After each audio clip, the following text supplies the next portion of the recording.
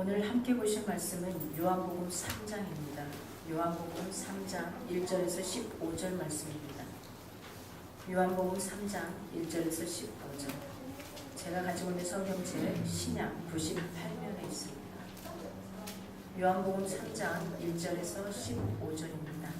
제가 한 절, 여러분이 한 절 교독하겠습니다. 그런데 바리새인 중에 니고데모라 하는 사람이 있으니 유대인의 지도자라.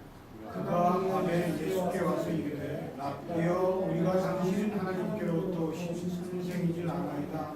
하나님이 함께 하시지 아니하시면 당신이 행하신 이 표적을 아무도 할 수 없음이니이다. 예수께서 대답하여 이르시되 진실로 진실로 내게 이르노니 사람이 거듭나지 아니하면 하나님의 나라를 볼 수 없느니라. 니고데모가 이르되 사람이 늙으면 어떻게 날 수 있사옵나이까? 두 번째 모태에 들어갔다가 날 수 있사옵나이까? 예수께서 대답하시되 진실로 진실로 내게 이르노니 사람이 물과 성령으로 나지 아니하면 하나님의 나라에 들어갈 수 없느니라. 육으로 난 것은 육이요 영으로 난 것은 영이니 내가 내게 거듭나야 하겠다 하는 말을 놀랍게 여기지 말라. 바람이 임의로 불매 내가 그 소리는 들어도 어디서 와서 어디로 가는지 알지 못하노니 성령으로 난 사람도 그러하니라. 니고데모가 대답하여 이르되 어찌 그러한 일이 있을 수 있나이까? 예수께서 그에게 대답하여 이르시되 너는 이스라엘의 선생으로서 이러한 것들을 알지 못하느냐? 진실로 진실로 내게 이르노니 우리는 아는 것을 말하고 본 것을 증언하노라. 그러나 너희가 우리의 증언을 받지 아니하는도다. 내가 땅의 일을 말하여도 너희가 믿지 아니하거든 하물며 하늘의 일을 말하면 어떻게 믿겠느냐? 하늘에서 내려온 자 곧 인자 외에는 하늘에 올라간 자가 없느니라. 모세가 광야에서 뱀을 든 것 같이 인자도 들려야 하니 함께요.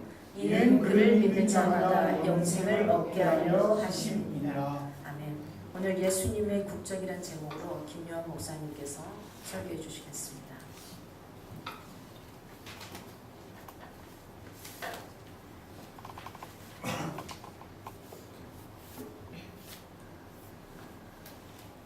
이 세상에는 두 가지 종류의 돈이 있습니다.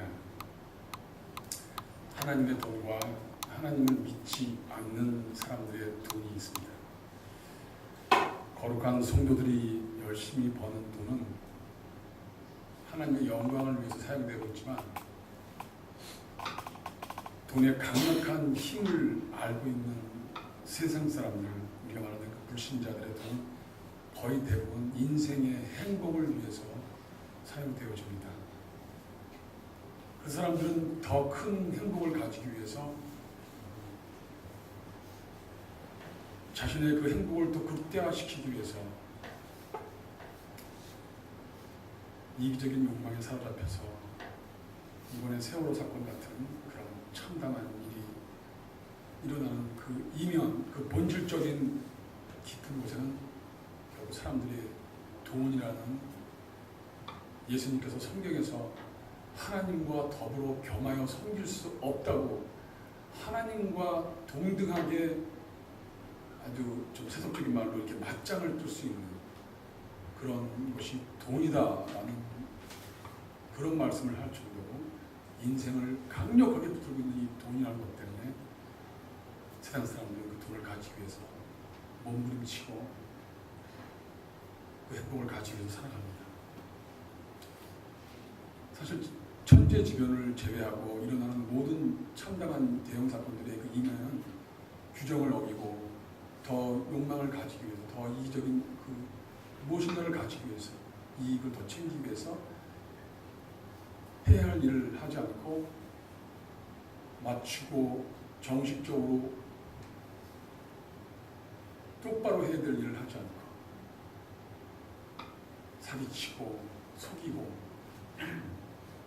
빼서 욕망을 채우려 일어났던 그런 참담한 인재입니다. 그만큼 이 돈이라는 것이 너무나 강력한 힘을 가지고 있습니다. 한 국가가 건국되려면 세 가지 요소가 필요한 것을 여러분들은 다 아십니다. 아시는 바와 같이 국민과 영토와 주권이 필요합니다. 이 세상 사람들은 오직 하나에 실지 않은 이 지금 우리가 눈에 보이는 이 세상 이 전부 다라고 생각하시는 종류의 인간들이기 때문에 열심히 눈에 보이는 것들을 가지려고 살아갑니다. 이것을 좀 유식한 말로 철학에서는 형이하학의 세계라고 하는데요. 자연 만물의 세계라고 합니다. 그런데 우리 크리스찬들, 우리 예수님을 믿고 지금 우리가 찬양하고 예배드리는 우리 예배당이라는 이 좁은 공간 안에 있는 자칭 그리스도인이라고 하는 우리들은 눈에 보이는 세계에 살고 있음과 동시에 또 하나의 실제하는 영적인 세계에 살고 있다고 생각합니다. 이중 국적을 가진 사람들이죠. 오늘도 제 친구가 이번에 52년 만에 처음으로 예수님을 만나서 지금 한 3개월 정도 되었습니다. 예수님을 만나는 믿음이 막 들어가고 있는 아주 갓난 병아리 같이 그런 믿음을 가진 친구인데 인생에 많은 또 경험을 한 친구입니다. 그 친구가 오면서 관악산을 넘으면서 관악산을 사실 처음 봤어요. 그 입구를 처음 봤어요. 다 서로 둘이 또 처음 봤다고 고백을 했습니다.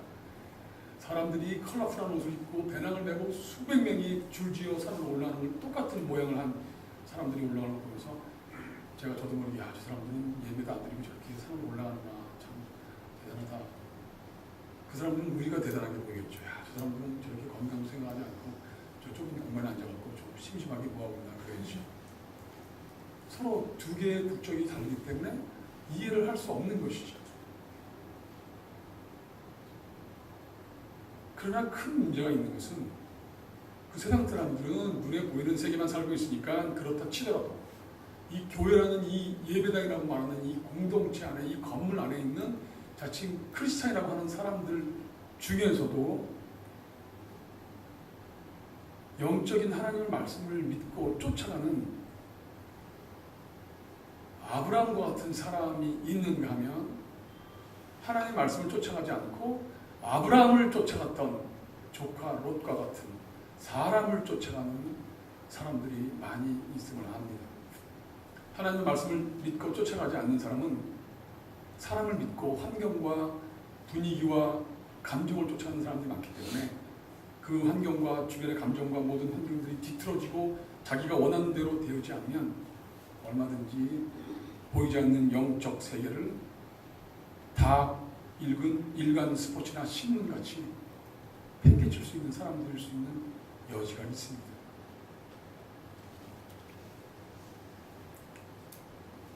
오늘 본문에 우리 같이 읽었던 바리새인 지도자 니고데모와 주님과의 대화는 요한복음 3장의 3분의 2를 할애하면서까지 니고데모 같은 우리들에게 눈에 보이는 실제 않은 다른 세계에 눈에 보이지 않는 실제 않은 다른 영적인 세계에 대해서 주님과 한 인간이 서로 대화를 하는 것을 봅니다. 서로 완전히 국적이 다르기 때문에 말을 알아들을 수가 없는 거죠. 간단하게 설명하자면 니고데모는 어떻게 영적 세계에 어떻게 들어갑니까? 그거 다시 죽었다가 태어납니까? 들어갑니까? 어떻게 합니까? 예수님의 말을 못 알아들으니까 그렇게 하는 거죠. 주님께서는 네가 지금 눈에 보이는 세계에 살고 있는 너는 거기를 도저히 알 수가 없어. 거기를 보려면 그 실제한 영적 세계를 알려면 거듭나야 되는데 성령으로 거듭나는데 거듭나지 않으면 알 수가 없어. 라고 하는 게 오늘 이 우리가 본문을 읽었던 오늘 쉽게 제가 표준으로 이렇게 말씀드리는 것입니다. 니고데모는 요한복음 7장 50절에 유대인들이 예수님을 막 비난하고 죽이려고 할 때 예수님을 담대하게 변호했던 증거가 없으면 사람을 죽일 수 없지 않느냐 예수님을 변호했었고 아리마대아 사람 요셉과 함께 예수님이 돌아갔을 때 예수님을 장사했던 착한 주님의 사람이었습니다. 성경에는 안 나오지만 정교회의 정승에는 니고데모가 죽은 후에 그 사람은 유대인들에게 살해당했다고 순교당했다고 기독교인이 되었다고. 오늘 우리는 우리 믿음의 실제와 또 눈에 보이는 세계와 눈에 보이지 않는 세계를 살아가는 우리 두 개의 세계를 살아가야 되는 고달픈 우리 크리스찬들이 어떤 인생을 살아가야 되는지 주님께서 또 무엇을 요구하시는지를 살펴보려고 합니다. 처음 눈에 보이는 세상을 살다가 교회 예수님의 십자가의 은혜를 입어서 교회에 들어온 분들은 첫사랑 때문에 너무 행복이 큽니다. 아직도 예수님을 믿었는데 행복을 잘 모른다면 아직도 이분은 지금 사실은 믿음에 들어온 게 아니에요, 사실은. 이 십자가의 구원 때문에 너무 큰 행복과 황홀한, 거의 황홀한 지경에 이르기까지 있어서 막 너무 예수님이 좋고 그냥 새로운 인생에 눈에 보이는 것들이 새롭게 막 보이는 이런 단계에 들어가지 않은 사람은 아직도 죄송하지만 사실은 주님의 은혜에 들어오지 못한 사람입니다. 근데 여기 계신 분들은 어느 분들은 그걸 다 경험하신 분이라고 생각합니다.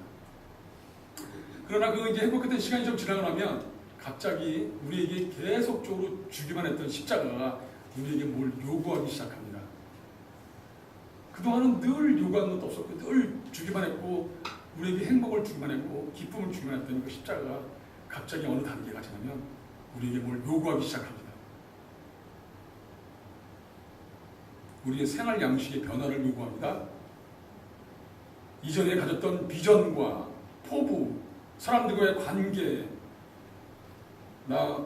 사회적인 자기가 갖고 있는 기준보다도 더 높은 기준, 즉 하나님의 말씀이 요구하는 그것이 지배하는 세계를 요구하기 시작합니다. 이 정도 되면 이제 갑자기 그것을 깨닫고 두 가지 선택을 하게 되는데, 순수하게 그 길을 따라가려고 몸부림치는 아름다운 성도가 있는 반면에 머뭇거리고 자기가 가졌던 자기의 모든 것들 때문에 하나님의 복음과 대항하면서 부딪히면서 끝까지 몸부림치면서 아둥바둥되고 여전히 자기가 인생의 주인이 되어서 살아가고 있는 성도들이 얼마나 많은지 모릅니다. 오늘 찬양을 인도했던 우리 형제님이 말씀하셨던 것처럼 개독교라는, 세상에 지탄받고 있는 우리 개독교라는 이름이 드는 그 개독교들은 대부분 성도의 이름을 가지고 있으면서도 동시에 눈에 보이는 세계에 집착하는 욕망의 세계에 너무 열중했던 나머지 그것이 발각이 되어서 그게 들통이 나서 사회로부터 지탄을 받고 있는, 그 사람은 그렇게 원하지 않았었는데 어쨌든 그 사람이 선택한 눈에 보이는 세계를 집착하는 욕망의 결과입니다. 믿음의 세계는 우리들에게 분리를 요구합니다. 며칠 전 음반 작업 때문에 어떤 집사님을 만났습니다. 제가 참 친하게 지내는 집사님인데요. 거의 한 10여 년 만에 다시 연락이 돼갖고 그분이 저에게 앨범을 프로듀싱을 해달라고 저에게 연락이 왔습니다. 근데 한 10년 만에 만났기 때문에 교제를 깊이 하는 중에 여러 가지 말을 하다가 그분이 찬양 인도자를 넘어서 이제 교회에서 어떤 문화적인 어떤 리더가 되었는데, 지금 찬양 인도하는 한 젊은 전도사가 자기에게 와서 카운셀링을 하는데 무슨 말을 했냐면, 결혼해서 아기가 있는 남자인데 아직도 자기 옛날 애인의 일기장을 갖고 있다고 합니다. 그 일기장을 버리지 못하고 그걸 계속 가지고 있으면서 그 일기장에 있던 많은 그 내용들을 그 과거에 붙들려서 아직도 그 센티멘탈한 그 옛날에 어떤 행복했던, 지금 아내가 주지 못하는 그런 행복한 시간을 때문에 몸부림치고 있어도 자기가 왜 이러는지 모르겠다고 그런 카운슬링을 했다고 합니다. 그 남자는 옛날에 그 여자와 성적인 어떤 접촉 때문에 낙태를 했었던 기억도 있었던 남자라고 합니다. 그래서 교회에 큰 문란을 느꼈고, 그래서 그 부모들이 서둘러 지금 있는 아내와 결혼을 시켜서 아기까지 낳았는데, 그 남자는 아직도 찬양 인도자인데, 찬양을 인도하는 찬양 인도자인데 그 마음속에 정리되지 않은 옛 애인의 일기장을 붙들고 있는 그런 삶을 살고 있다고.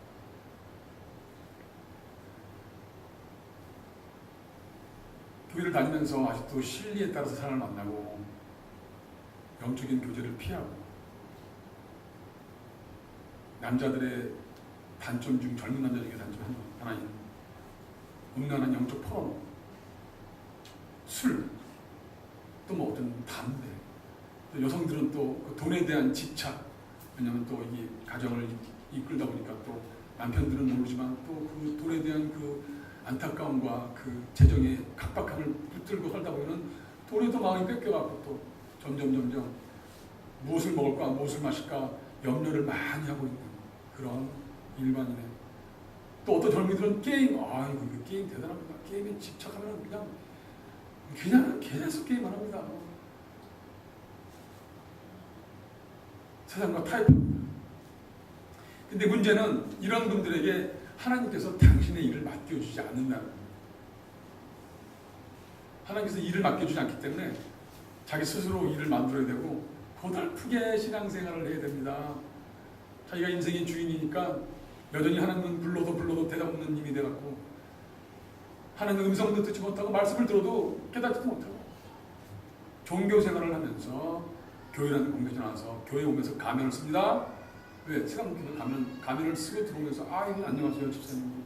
그러다가 교회 나가면서 다시 가면을 벗고 자기의 본연의 모습으로 돌아와서 삶을 일주일 내내 살다가 주일 나오면서 다시 또 가면을 쓰고 이렇게 10년, 20년, 15년, 14년 지나도 이 사람은 성령의 열매 기대하기 어렵습니다. 행복이 없어요. 그 사람 얼굴 보고 예수 믿고 싶은 마음이 없어요. 눈에 보이는 세계를 쫓는 사람들이 허망합니다. 여러분 저도 음악을 오랫동안 했었기 때문에 이 타락한 죄의 이 열매는 제가 여러분보다 훨씬 얼마나 많은 죄까지 들어갔는데 저는 이 죄를 너무나 많이 겪었기 때문에 그 죄의 열매를 달콤한 것을 알아요. 외롭습니다. 절대로 안 즐거워요. 외롭거든요. 외로우니까 또 그 외로움을 잊으려고 더 큰 자극적인 죄를 찾아 돌아다니는 세상 사람들 외롭습니다. 외롭기 때문에 산에 올라가는 거예요. 거기서 뭘 찾으려고 그것도 올라가서 거기서 행복 찾으려고 그 사람들 계속 산으로 30년을 다녀도 지리산을 다니고 설악산을 다녀도 그 안에 하나님의 은혜와 예수 그리스도의 십자가의 구원의 의를 모르면 그 사람은 여전히 수가성의 여인처럼 외롭다고 절규하고 있는 겁니다. 하나님을 인정하지 않는 세상 사람들과 교회라는 공동체에 있어도 하나님의 영적인 실제에 대해서 아직도 잘 모르면서 그냥 종교 생활을 하고 있는 사람들에 대해서 성경에서 이렇게 얘기하고 있습니다. 로마서 1장 28절로 31절에 또한 저희가 마음에 하나님 되기를 싫어하며 하나님 되기를 싫어하는 사람들은 교회 바깥에 있으나 교회 안에 있으나 똑같은 겁니다. 좀 모양만 다르고 좀 옷만 입으면 다를 뿐이지 마음에 하나님을 두기를 싫어하고 자기가 인생의 주인 된 사람들은 똑같은 사람입니다. 그런 사람들에 대해서 사도 바울을 통해서 성령님께서 어떻게 무시무시한 충고를 하고 있는지 들어보시기 바랍니다.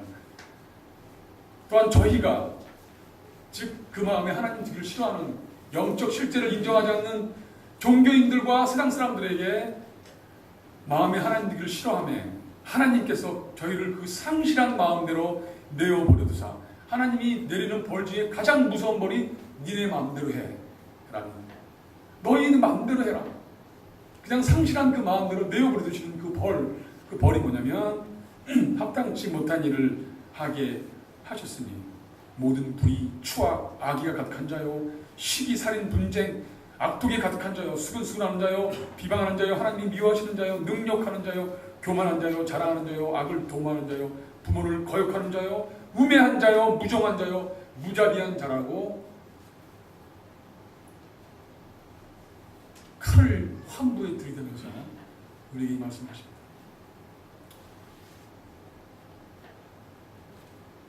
오늘 예수님께서 본문의 12절에 내가 땅의 일을 말해도 네가 모르는데 내가 하늘의 일을 말하면 니네가 어떻게 알겠냐라고 말하는 겁니다. 즉 예수님께서는 눈에 보이는 세계를 너희들에게 지식적으로 가르쳐도 잘 모르는데 하물며 눈에 보이지 않는 영적 실제에 대해서 말하는데 네가 어떻게 알겠니? 라고 말합니다. 그걸 니고데모에게 말하는 게 아니라 지금 주님께서 저에게 말씀하시는 거예요. 여러분에게 말씀하시는 거예요. 이 세상도 잘 모르는 너희들, 우리들 니네가 눈에 보이지 않는 영적 실체를 어떻게 알겠니? 그걸 잘 모르면서 나와서 찬양하잖아요. 제가 찬양사역자지만요. 열매 없습니다. 감정에 사로잡혀갖고요. 눈물을 흘리고요. 어떤 목사님이 저한테 그랬어요. 울면 뭐해? 사람이 변해야지. 냉정한 말 같지만 들어서 보면 곱씹어 보면 참 마음을 두드리는 말입니다. 은혜 받아서 눈물 흘리면 뭐해? 울면 뭐해? 너의 삶이 변해야지. 주님 때문에. 신앙은 절대로 감정이 아닙니다. 신앙은 감성을 뛰어넘어서 이성적으로 주님을 만나는 것입니다.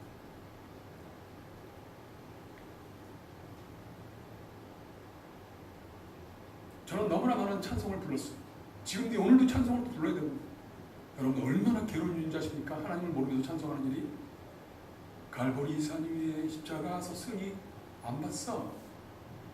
우리를 구원하신 예수님의 십자가로 말하는 그걸 어떻게 입에 침도 안 갈고 믿지도 않으면서 우리를 구원한 십자가라고 노래 부를 수 있습니까? 그 사람이 부르는 노래는 노래방에서 270번 불러갖고 템버린 집에서 부르는 노래랑 다를 바가 없습니다.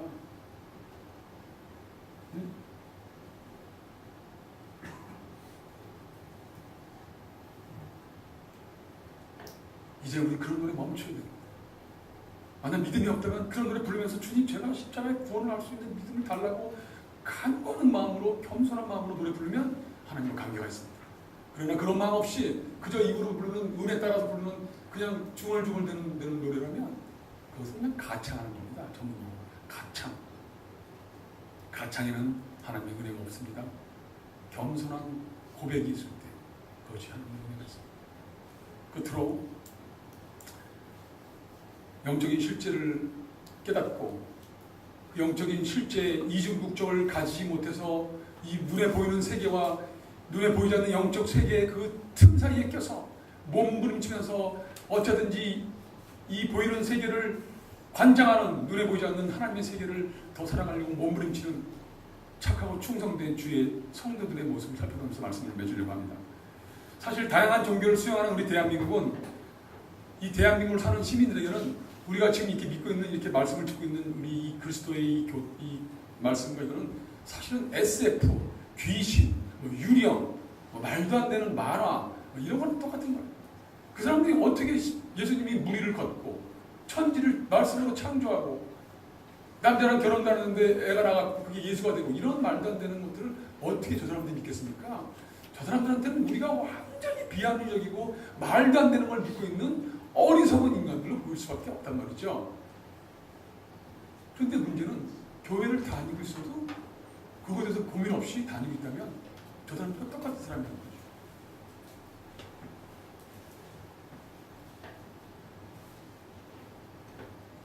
로마서 12장 1절에 너무나 우리가 잘 알고 있는 그러므로 형제들아 내가 하나님의 모든 자비하심으로 너희를 권하노니 너희 몸을 하나님이 기뻐하시는 거룩한 산 제물로 드려라. 이것이 바로 너희가 드릴 영적 예배다라고 하셨어요. 우리가 상상할 수 있는 영적 예배는 유럽의 중세 분위기가 있고 촛불이 쫙 켜져 있고 깜깜한데 커튼이 쳐 있고 스테인리스 글래스 햇빛이 쫙 들어오는 그런 곳에서 그레고리안 찬트의 그 오묘한 그 화음을 들으면서 있는 그런 예배가 아니라 우리가 지금 오면서 차 타고 오면서 아침에 일어나서 이거 오면서 일어났던 대화들 그 차에 막 끼어들어오는 사람들과 피하면서 하고 스트레스 받으면서 오는 그 모든 일상들 아기들과 막 준비하지 못해갖고 막 빨리 가자 이렇게 서둘러야 되는 말들 설거지하는 거 화장실 가는 거 뭐 이런 질포란 남대문 시장 같은 이런 일상 속에서 하나님의 말씀을 붙들고 살아가는 것이 영적 예배라고 하는 겁니다. 영적 예배는 우리 삶과 겹쳐져 있기 때문에 영적 예배를 삶과 구분해서는 말할 수 없습니다. 우리의 질펀한 삶이 예민하고 그냥 이런 우스꽝스러운 삶 작은 하나하나의 편리들이 곧 영적 예배이기 때문에 우리가 순간순간에 이 찰나에 어떤 작은 일에서도 최선을 다해서 충성스럽게 그 일에 전념해야 되는 것이 영적 예배입니다.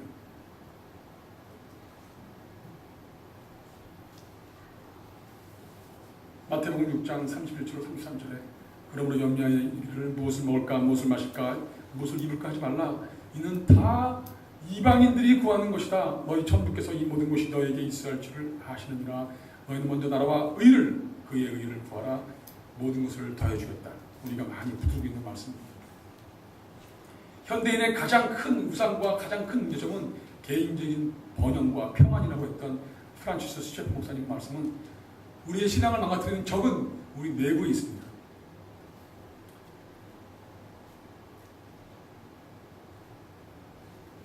눈에 보이는 것들 위에서 살아가는 사람들을 예수님께서는 이방인이라고 하십니다. 낯선 사람 외부인을 이방인으로 그러시는 게 아니라 무엇을 먹을까 무엇을 마실까 무엇을 입을까 눈에 보이는 이 세계에서 인생의 행복을 위해서 열심히 살아가고 있는 자기가 인생의 주인이 되어서 살아가는 사람들을 주님께서는 이방인 그럽니다. 최소한 우리 여기 있는 귀한 성도들은 이방인이 한 분도 없기를 저는 진정으로 소원합니다. 저도 이방인의 기질이 있습니다. 저도 어느 날 문제가 너무나 많아지고 괴로워지면 이방인의 모습을 하고 있습니다. 그러면 화들짝 놀라서 다시 또 그 이방인의 옷을 벗어버리고 다시 주님의 그 벼랑 끝으로 갑니다. 두렵고 떨리고 힘들지만 또 벼랑 끝으로 갑니다. 말씀 붙들고 내가 살든지 죽든지 내 몸 안에서 그리스도가 존귀하게 되려 하나니라는 사도 바울의 그 믿음의 고백을 어쩌면 이런 고백을 할 수 있을까? 쫓아갑니다. 사랑하는 여러분, 우리는 이중국적을 가지고 살아가고 있는 사람입니다. 눈에 보이는 세상을 위해서 살았으면 참 편할 텐데 눈에 보이는 세상에서 살고 있으면서 동시에 눈에 보이지 않는 세상을 살아가야 되는 이 고달픈 우리 성도들, 우리는 혼자가 아닙니다. 우리 같이 이렇게 모여 있습니다. 서로 용기가 되고 힘이 됩니다. 그래서 로마서 1장 7절에 사도 바울이 우리에게 소망을 줍니다. 로마에 있어서 예수라는 교회에 있어서 하나님의 사랑하심을 입고 성도로 부르심을 입은 모든 자에게 하나님의 우리 아버지와 주 예수 그리스도 쫓아 은혜와 평강이 있기를 원하노라. 아멘. 여기 앉아있는 우리 성도들에게 하나님의 은혜와 평강이 반드시 임할 것입니다. 왜냐하면 그분들은 거룩한 무리이기 때문입니다. 예배라는 것이 얼마나 단순하면서 얼마나 어려운지 예배학이라는 책이 있습니다. 제가 주의 목사로 이렇게 돌아설 수 있었던 계기가 되는 말씀이 있었습니다. 부평 강성교회에서 제가 5년 동안 찬양사역자로 섬기고 있었는데요. 하는 그 목사님께서 저를 11월 말일 날 새로 이제 그 다음에 해를 이제 계약을 해야 되는데 저를 부르더니 그때 제가 이제 유한 형제였죠. 약 14년 전에 유한 형제 저랑 단둘이 독대하는 겁니다. 네, 목사님. 혹시 예배학을 아나? 제가 속으로 아마 예배 드릴 때 잘 드리는데 순수하게 목사님 저 예배 드릴 때 순수하게 잘 드립니다. 아니 그런 건 그런 알고 있고 있는데 혹시 예배학을 아냐고 그러세요. 아 기분 나쁘네. 내가 예배에 대해서 책도 많이 보고 아름다운 예배를 공부도 많이 했는데 나한테 예배학을 아냐고 그러고 나는 기분 나쁘네 진짜. 목사님 저 예배 드릴 때 순수하게 드리고 열심히 하겠습니다. 그랬더니 그 목사님이 완전히 동문서답을 하고 있는 저를 보시면서 더 이상 말씀을 안 하시고 오케이 그러면 내년에 또 1년 더 사역할 수 있지? 네 사역할 수 있습니다. 넘어 집에 왔습니다. 저는 좀 기도를 하나님께는 굉장히 직선적으로 드리는 사람이기 때문에 하나님께 무릎을 딱 꿇고 직선적으로 하나님께 기도를 드렸습니다. 하나님 오늘 목사님과 독대를 했는데 저한테 예배학을 하냐고 물어봤습니다. 그래서 제가 기분이 나빠갖고 제 말씀을 드렸는데 다시 1년을 계약했습니다. 하나님 주님 제가 예배학을 알아야 되나요? 제가 예배학을 모르나요? 저는 예배를 안다고 생각했는데 주님 제가 예배를 모르나요? 이렇게 해서 말씀을 드리고 가만히 있었습니다. 그럼 이제 마음속으로 주님께서 이제 이렇게 어떤 음성을 들려주시는 그런 놀라운 은혜를 많이 경험했기 때문에 예의 없이 또 기다렸습니다. 주님의 음성이 제 마음속에 임했습니다. 너 예배를 아니? 그래서 제가 그 질문에 대답하려고 답을 딱 생각했는데 갑자기 머리가 하얘지면서 제가 찬양 인도할 때 막 얘기하고 여러분이 막 이런 것입니다라고 했던 우리 시간 맞추겠죠? 막 이렇게 막 그 선포했던 그런 메시지나 어떤 이런 구호들이나 이런 멋진 그런 멘트들이 갑자기 바람에 날려가는 먼지가 쭉 사라지면서 갑자기 제 머리가 하얘지는 거였어요. 예배를 모르는 거였어요. 예배를 안다고 책도 많이 보고 예배학이나 좀 예배에 대한 책들을 많이 봤는데 갑자기 생각이 하나도 안 나는 거예요. 그래서 제가 주님께 그랬어요. 주님 제가 예배를 아는 것 같았는데 예배를 잘 모르는 것 같은데요. 주님께서 저한테 말씀하셨어요. 너는 예배를 몰라. 그래서 제가 그 말씀을 딱 제 마음에 주는 순간 저는 그냥 그 자리에서 무릎 꿇은 상태에서 옆으로 쓰러졌어요. 한참 울었습니다. 얼마나 많이 울었는지 머리가 다 젖었어요. 그래서 다시 정신을 차리고 딱 끌어앉은 다음에 주님 그러면 예배를 어떻게 할 수 있죠? 그 전에 한 10년 전부터 계속 저한테 신학하는데 신학 안 했거든요. 왜냐면 음악이 너무 어렵기 때문에 음악도 하기가 너무나 어려운데 신학까지 어떻게 하냐 음악도 어려운데 그래서 의지적으로 신학을 안 갔었는데 주님 어떻게 하면 예배를 할 수 있죠? 예배를 할 수 있죠. 제 안에 그냥 즉각적으로 들려오는 음성 신학교 가야지. 그래서 신학교를 가는 거예요. 제 동생이 순복음교회 종로 중구 대교부장이었어요. 제가 전도했어요. 전화했어요. 김 목사, 나 어떡하지? 신학교 가야 되는데. 갑자기 짱구 형 왜 그래?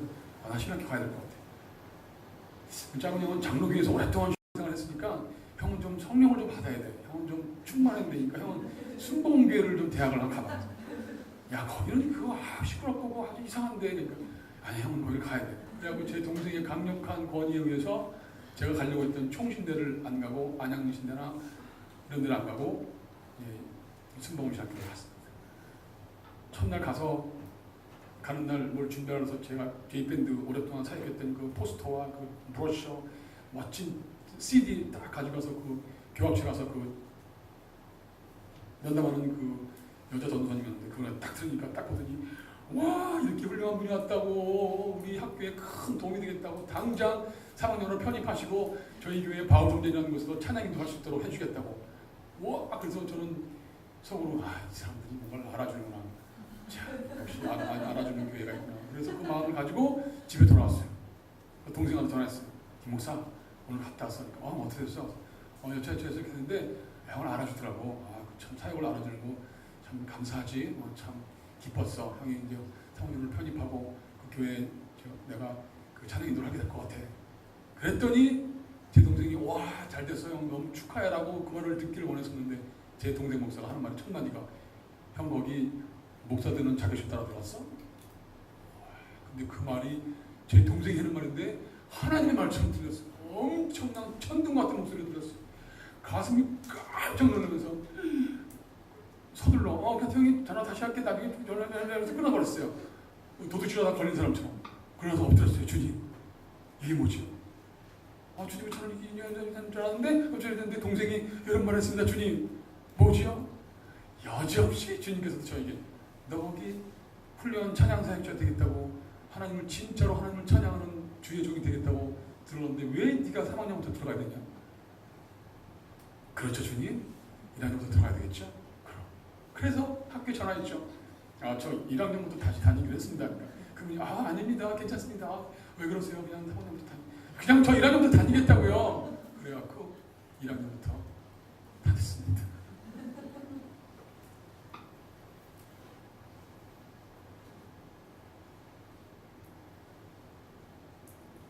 예배학도 배웠죠. 14년 동안 주님안에서 부교육자로 한 10년 동안 사역하고 많은 인간들을 봤습니다.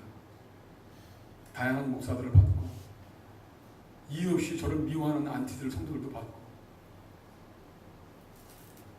사기꾼 같은 성도들도 봤고 신실하게 주님을 섬기는 성도들도 봤고 많은 일들을 겪었습니다.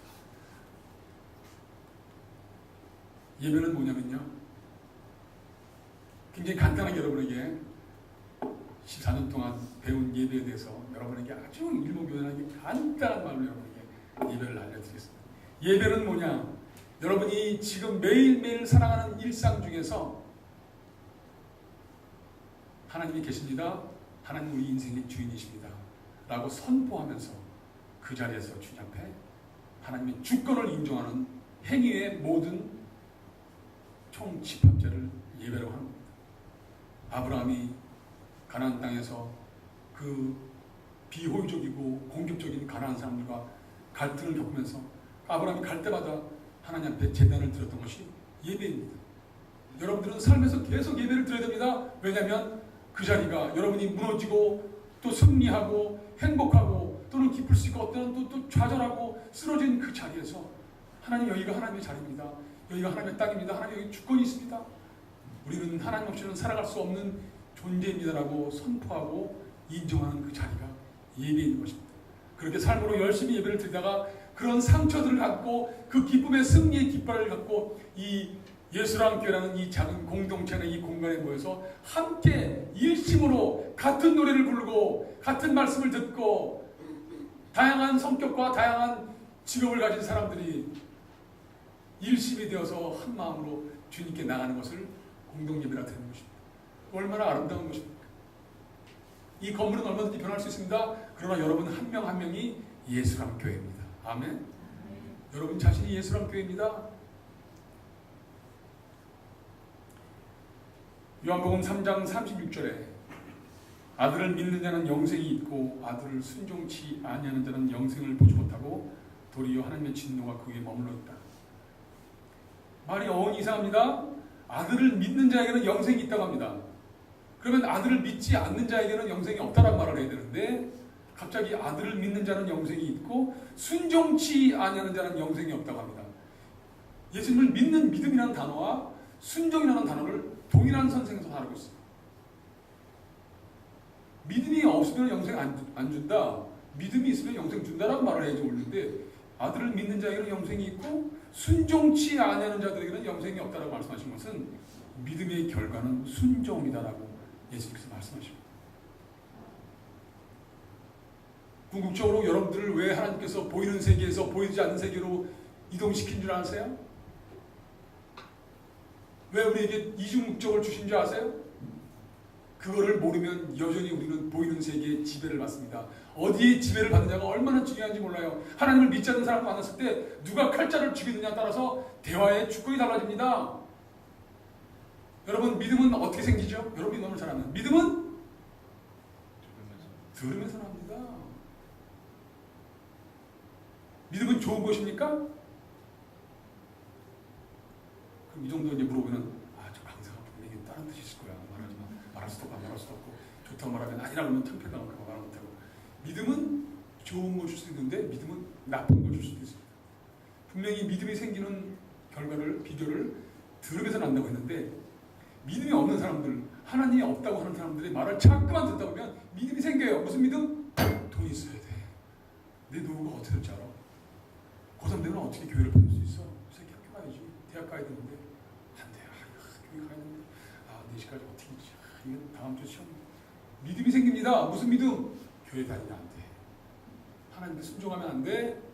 돈 벌어야 돼. 라는 믿음이 생깁니다. 왜? 자꾸 듣다 보니까.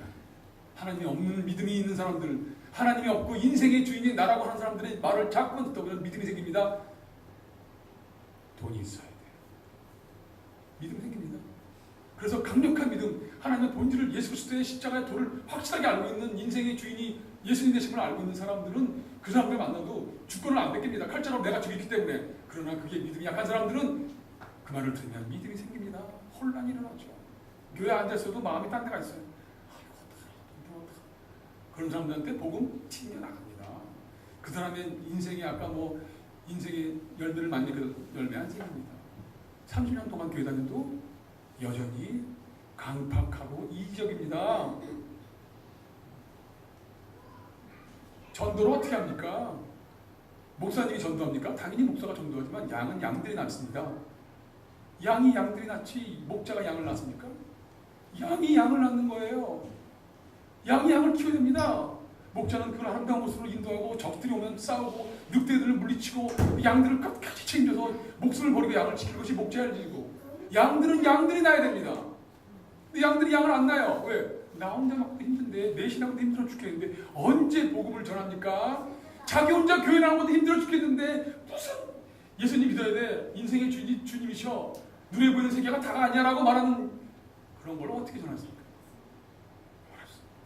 그래서 요즘에는 복음 전하기가 너무나 어렵습니다. 왜 어렵냐? 자기가 아직도 보이는 세계에 살고 있기 때문에 그렇습니다.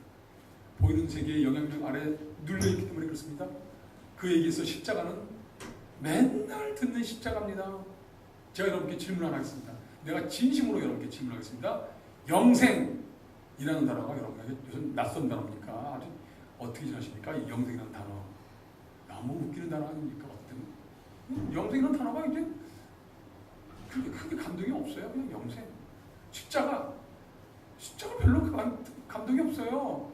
잘 생각해보세요. 진짜 여러분 자신하고 얘기를 해보세요. 십자가, 구원, 영생 이거 너무나 익숙해져 버렸고 30평에 살았을 때 너무나 좋았는데 한 6개월만 지나면 그냥 30평이에요. 저희 교회에 기아자동차 이사가 있습니다. 돈 잘 벌어요. 그 친구 젊은 친구인데 집에 갔더니 아파트의 경비가 젊은 경비들이에요. 몸을 딱 들고 나서 차 딱 맞고 다 물어보고 전화 딱 하고 들여보내주는 굉장히 그레이트한 아파트입니다.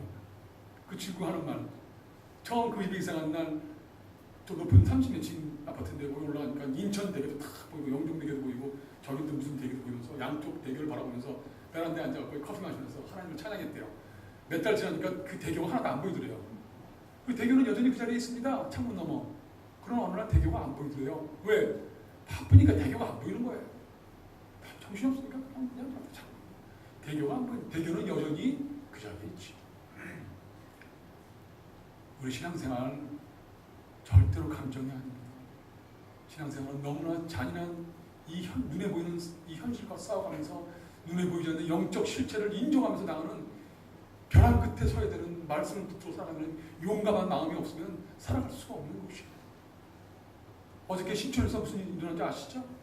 아시안 동성애 축제가 있었어요.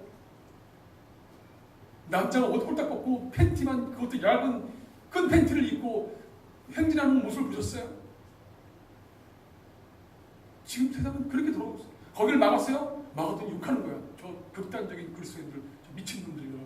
왜 저걸 막냐고. 이제는 그것을 아니라고 말하는 사람들이 욕먹는 시대가 되었어요. 그게 사회적으로 점점 용인이 돼간다는 문제가 있는 거죠. 옛날에는 우리를 용어했어요. 그래서 기독교인들이 저걸 막아주니 참 극단적이긴 하지만 그래도 참 감사하다. 이제는 그렇게 막는 기독교인들이 욕먹는 시대가 되어가고 있어요. 세상이 변화가고 있습니다. 어느 날 교회에 병 날라올지 모릅니다. 우리가 믿는 예수님 때문에 진정으로 우리가 박해를 받는 시대가 올 겁니다.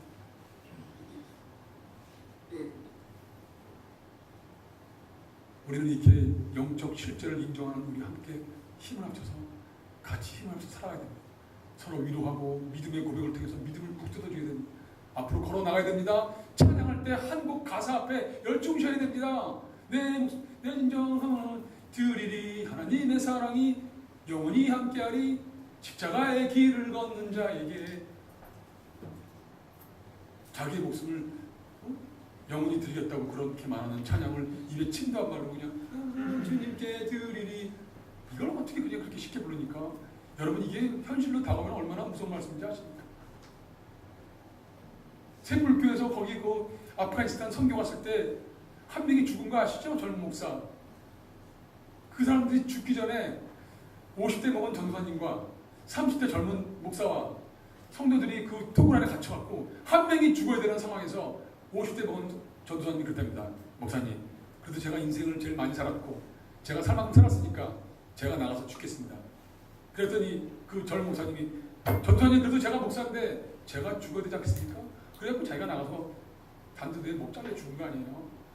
여러분 만약 제가 그 자리에 있었다면 와 저는 어떻게 했을까요? 여러분 자신이 거기 있었다면 여러분이 죽어야 됐다면 내가 나가서 대신 죽겠습니다 라고 그 말을 할 수 있을까요? 그건 너무 잔인한 질문이죠. 믿음이 그런 겁니다. 이제 믿음이 그렇게 다가옵니다.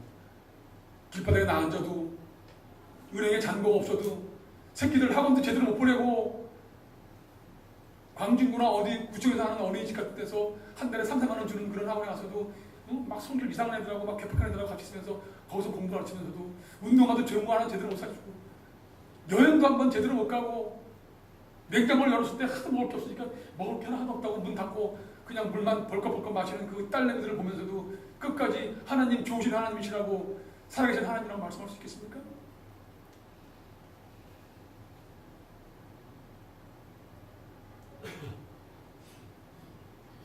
믿음의 가면을 벗어야 됩니다.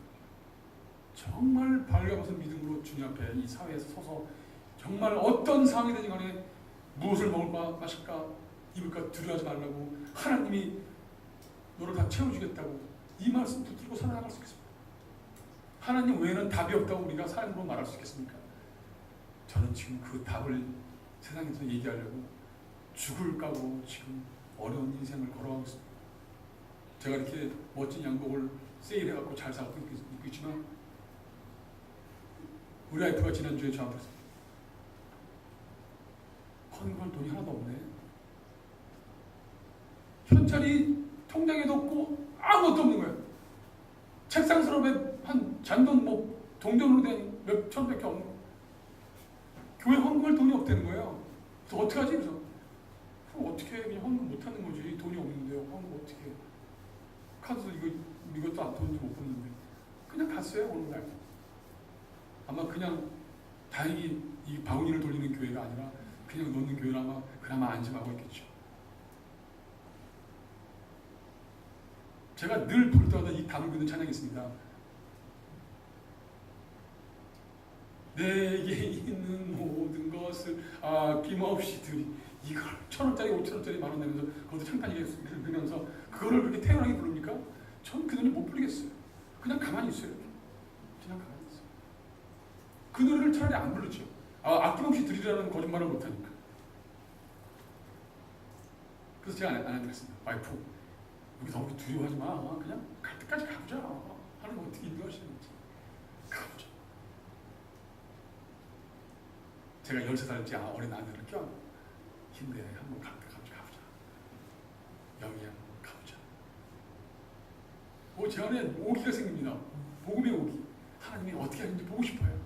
막 끌 때까지 갈 때 가는 그런 어떤 그 스릴 넘치는 이 스릴이 저만 있습니다. 우리 아내는 여전히 없고, 우리 아내는 제가 원망스럽겠지만 저는 있습니다.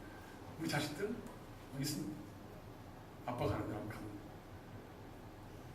너무 어드벤처의 인생을 살아가고 있습니다.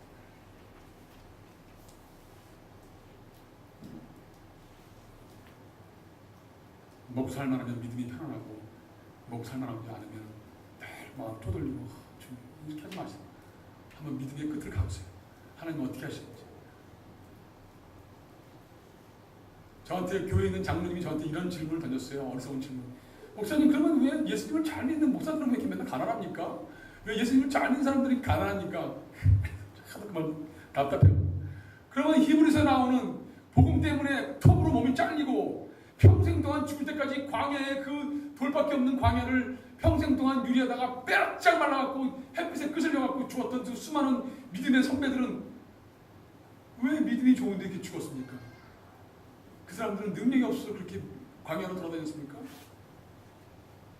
예수님 잘 믿으면 잘 살아야 됩니까? 돈 많이 벌어야 됩니까? 그렇지 않습니다. 돈 버는 놀라운 기술이 있는 사람이 돈을 벌게 돼 있어요. 하나님도 특별한 또 어떤 돈 버는 재능 있는 사람에게 돈을 줘요. 그 사람들은 이 머리가 계속 돈 버는 쪽으로 돌아갑니다. 기가 막힙니다. 어쩜 이렇게 돈을 잘 버는지 머리가 기가 막히지. 그러나 돈을 못 버는 저 같은 사람들은 돈 버는 생각이 하나도 없어요. 왜? 저는 돈을 벌어야 되겠다는 생각이 없죠. 아예 그 단어가 없어요. 돈을 어떻게 벌 수 있지? 이런 단어가 없어요. 어떻게 음악을 잘 할 수 있을까? 어떻게 하면 주님을 잘 찬양할 수 있을까? 어떻게 하면 기타를 잘 칠 수 있을까? 어떻게 음악 이론을 가르칠 수 있을까? 어떻게 하면 좀 진실한 하나님의 찬양을 할 수 있을까? 설교 말씀은 너무 어려워. 설교는 왜 이렇게 어려워? 3일 동안 걸렸어요. 저는 설교하는 게 얼마나 어려운지 모르겠어요. 약 3일 동안 그랬다가 밤에 하고 또 아침에 하고 또 낮에 하고 밤에 하고 3일 동안 끽끽대고 교우 만들면 와 하나님 감사합니다. 제가 설교를 만들었습니다. 주님 너무 감사합니다. 사랑하는 성도 여러분, 박영신 목사님과 저와 관계를 여러분들이 어렵지 알고 계시죠? 제가 인생에 어려운 문제가 있을 때마다 늘 전화하는 분 중에 하나 박영신 목사님. 목사님 접니다. 오 이거 이렇게 했는데 어떻게 할까요? 그거 이렇게 해 좋았습니다. 늘 저에게는 멘토와 같은 분이셨어요. 마지막으로 목사님과의 간증을 끝으로 말씀을 마치겠습니다. 제가 지금까지 15년 동안 가는 교회가 있습니다. 매달 한 달에 한 번씩 사역 갑니다. 울산 소망감리교회입니다. 거기에 브라스로 된 브라스 오케스트라가 있어요. 살렘 브라스라고. 그 15년째 가고 있어요. 대단하죠? 제가 15년째 매달 갑니다. 그 교회를. 한 번도 안 펴놓고 천둥치는 벼락치는 그 9월에 태풍을 두고도 거기 갔어요. 못 올 때는 하루 자고 기차 타고 오고 날씨 올 때 비행기 타고 오고 그랬어요. 근데 그 목사님이 어느 날 뇌출혈로 쓰러졌어요. 그래서 지금 그 교회는 온통 봉으로 되어 있습니다. 목사님이 다 봉만 잡고 다녀요. 여기서도 이걸 못 넘겨요. 지난 날에도 이걸 못 넘겨갖고 이거 당신이 창피하니까 자존심 있으니까 이렇게 넘겨야 되는데 말씀을 넘겨야 되는데 못 넘겨갖고 결국에는 야 이거 안 넘어간다 그래갖고 앞에 있는 전도사가 튀어올라가고 이걸 넘겨드렸어요. 어떤 상황인지 아시죠? 그런 목사님이 돼버렸어요. 갑자기 저보다 딱 10년 위인데 너무 인생이 비참하게 된 거죠. 교회가 크고 어느 날 그 목사님이 저한테 요한 목사야 너 우리 교회 제가 14년 되는 2년 전에 요한 목사야 너 우리 교회 와서 나를 좀 도와라. 네가 청년부하고 찬양대하고 성가대 맡아갖고 우리 교회 좀 섬겨라. 14년 만에 저한테 프로포즈 한 거예요. 네 딸들 2명 대학 다 교회에서 챙기고 해주고 너 아파트 팔아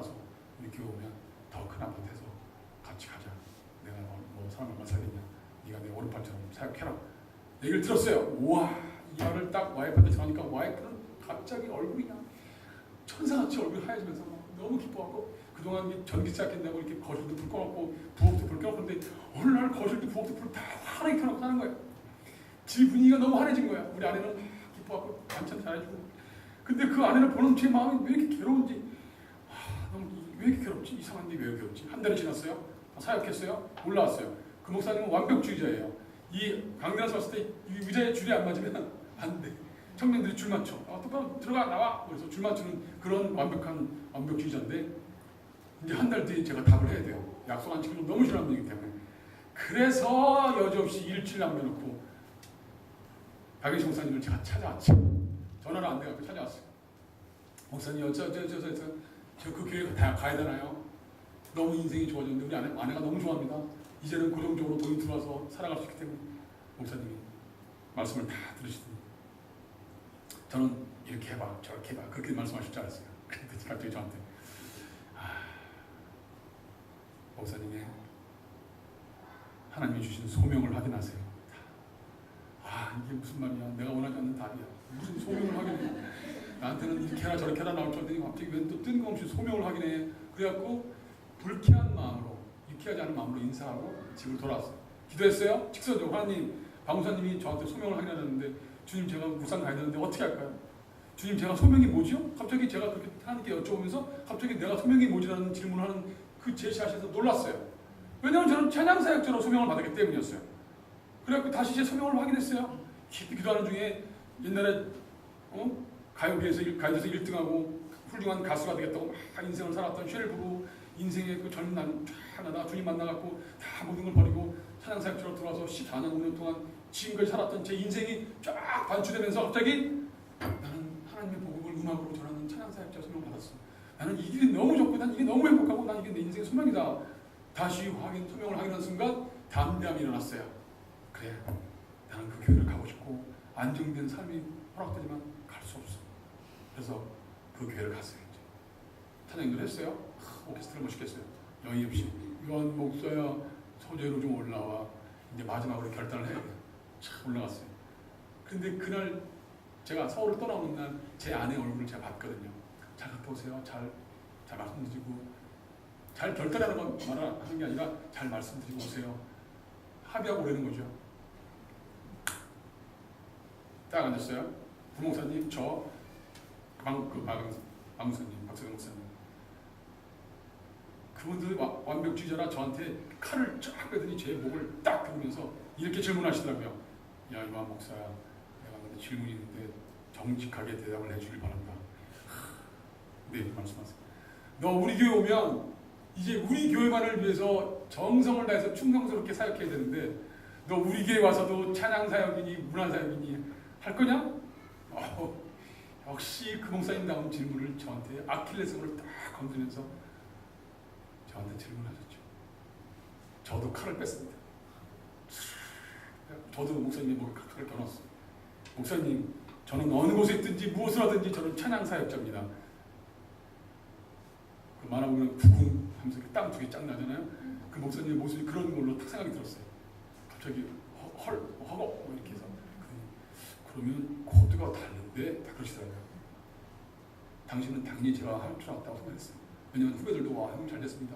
그 목사님이 저를 인정하는 겁니다. 목사님 정말 축하합니다. 정말 감사합니다. 형님을 그걸 믿었으니까 14년 만에 프로포즈를 아무나 안 부르는 사람인데 정말 막 축복을 받았거든요. 저도 그걸 알았거든요. 그러나 소명이 아니니까. 코드가 아니더라고요. 목사님 없던 일을 해주시고 저한테 살렘브라스 찬양사역 월급 좀 더 올려주십시오. 그러니까 월급은 더 올려주는데 그러면 안 한다는 거지? 그래서 네 목사님. 그래 그러면 수고했고 다음 때 봐요. 저를 서둘러 이렇게 자존심이 상했는지 보내시더라고요. 집에 왔어요. 우리 아내가 저한테 못 물어보는 거죠. 저를 계속 보는 거죠. 그래서 제가 저보다 13년 아내 제 딸 같은 아내를 딸은 저 영희야 앉아봐. 어쩌고저쩌고 해서 나는 찬양사역자로 소명받았는데 당신 내가 기쁘게 나한테도 하나님을 찬양해야 되는데 나는 같이 갈 수 있겠지? 상한 판단을 한 우리 아내는 더 이상 물어보지 않고 그 이후로 지금까지 계속 거실과 부엌에는 둘이 환하게 살았습니다. 여러분의 소명대로 인생을 살아가는 겁니다. 제가 여기 이 자리에 있는 것은 박양식 목사님의 그 한마디, 목사님 소명을 확인하세요. 저는 찬양사역자의 소명을 끝까지 갖고 있습니다. 목사님이, 박양식 목사님이 여러분들한테 여러분의 소명을 확인하세요 라고 물으신다면 여러분 각자가 자신의 인생에서, 삶에서 대답을 해주시길 바랍니다. 아멘. 기도하시겠습니다. 하나님, 보이는 세계에 살면서 보이지 않는 또 다른 세계를 살아야 되는 우리 귀한 성도들이 보이지 않는 세계에 자리를 두고 보이는 세계를 점령하고 포섭하며 확보하고 다스려 나갈 수 있도록 인도해 주옵소서. 그래야 무엇을 먹을까 마실까 이렇게 하지 말고 먼저 하나님 나라와 의를 구하는 하나님 나라의 성도들이 될 수 있기 때문입니다.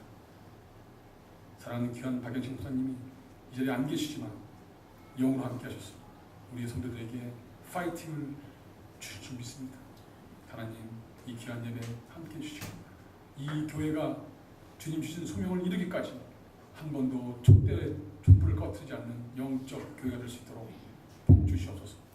우리 성도들이 눈에 또 보이지 않는 세계가 너무 집착하지 않도록 도와주시고 영적인 예배, 지금 눈에 보이는 이 살고 있는 이 세상에서 최선을 다해서 순간순간의 이 찰나의 순간을 정성껏 살아가는 지혜로운 영적 예배자들이 될 수 있도록, 그래서 이 두 개의 세계를 잘 살아드리는, 평생을 통하여 살아드리는 귀한 성도들이 되어서 삶으로 예수 그리스도의 복음을 증거하여 주님이 그토록 원하는 영원 구원의 전도의 열매가 날로 부흥되어서 이 교회가 날로 많은 인생의 의미를 모르는 사람들이 이 교회에 와서 인생의 의미를 깨닫고 하나님을 찬양하는 거룩한 무리들이 넘쳐날 수 있도록 예수라는 교회, 사랑하는 귀한 우리 사모님 더욱더 용기와 믿음의 반석에 서게 해주시고 귀한 성도들 더욱더 한 마음으로 예수 그리스도의 마음을 품고 겸손함으로 서로를 돌아보고 다투지 말고 허영으로 잘난 체하지 말고 겸손하게 서로를 불쌍히 여기며 주님의 나라를 이뤄나갈 수 있도록 우리 예수라는 교회를 주님 사용하여 주시옵소서. 귀하신 예수님 이름으로 감사하며 기도합니다. 아멘.